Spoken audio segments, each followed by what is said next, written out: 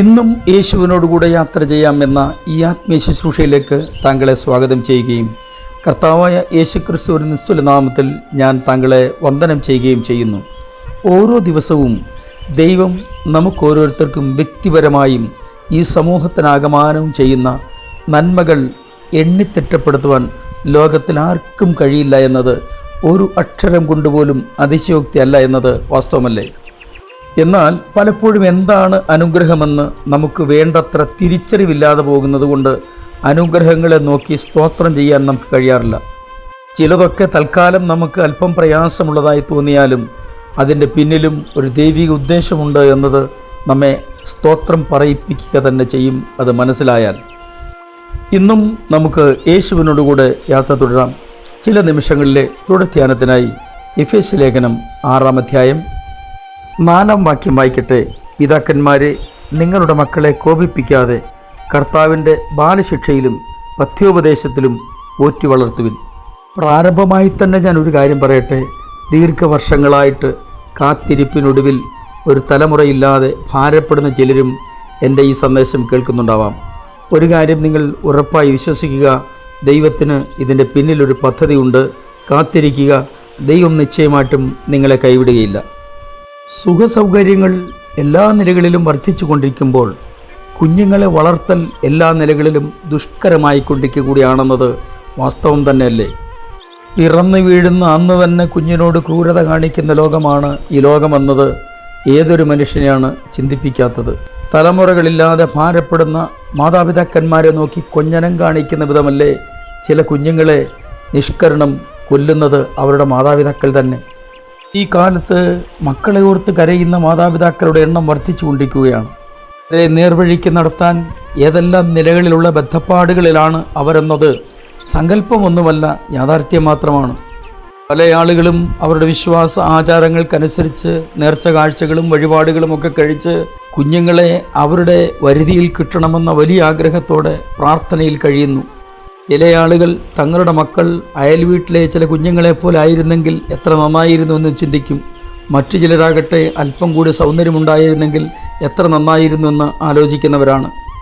ഏറ്റവും ശ്രദ്ധിക്കേണ്ട ഒരു കാര്യം, നമ്മുടെ കുഞ്ഞുങ്ങളെ അവരുടെ മുമ്പിൽ വെച്ച് അവരുടെ അറിവോടെ മറ്റേത് കുഞ്ഞുങ്ങളുമായും താരതമ്യം ചെയ്യരുത്. അടുത്ത വീട്ടിലെ കുഞ്ഞിൻ്റെ മാർക്ക് കൂടുതൽ കണ്ടുകൊണ്ട് നമ്മൾ ഭാരപ്പെടുകയോ മറ്റേതെങ്കിലും കുഞ്ഞുങ്ങളുടെ സൗന്ദര്യം നമ്മുടെ കുഞ്ഞിനേക്കാൾ കൂടുതലാണെന്ന് കണ്ട് വിചാരപ്പെടുകയോ ചെയ്യാതെ അവരെ നല്ല നിലയിൽ ദൈവകൃപയിൽ പഥ്യോപദേശത്തിൽ വളർത്താൻ ശ്രമിച്ചാൽ അതാണ് ഏറ്റവും അഭികാമ്യമായ കാര്യം. എല്ലാ മാതാപിതാക്കളും ചെയ്യേണ്ടത് ഒന്നാമതായി അവർക്ക് ലഭിച്ച കുഞ്ഞിനെ ഓർത്ത് സ്തോത്രം ചെയ്യണം. എത്രയോ മാതാപിതാക്കൾ അവരുടെ കുഞ്ഞുങ്ങളുടെ ദുസ്ഥിതി ഓർത്ത് കരയുമ്പോൾ, അല്ലെങ്കിൽ അവരുടെ അപകടങ്ങളോ രോഗമോ വേർപാടോ ഒക്കെ ഓർത്ത് സങ്കടപ്പെട്ട് ജീവിക്കുമ്പോൾ നമുക്ക് ലഭിച്ച കുഞ്ഞിനെ ദൈവകരങ്ങളിൽ കൊടുത്ത് സ്തോത്രം ചെയ്തില്ലെങ്കിൽ അത് നിശ്ചയമായും ഒരു തെറ്റാണെന്ന് നാം സ്വയം ബോധ്യപ്പെടണം. നിങ്ങളുടെ കുഞ്ഞ് നാളെ ഇന്ത്യയുടെ പ്രധാനമന്ത്രി ആകില്ലെന്ന് ആര് കണ്ടു? ലോകത്തിലെ ഏറ്റവും പ്രസിദ്ധനാകില്ലെന്ന് ആര് കണ്ടു? ഏറ്റവും വലിയ ശാസ്ത്രജ്ഞനാകില്ലെന്ന് ആര് കണ്ടു?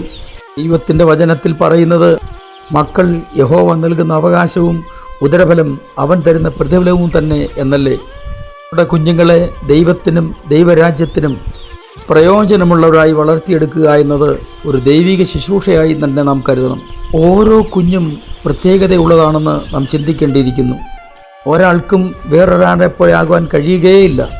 അവരുടെ കഴിവും അഭിരുചിയും ചിന്താഗതിയും ഒക്കെ വ്യത്യസ്തമായിരിക്കും.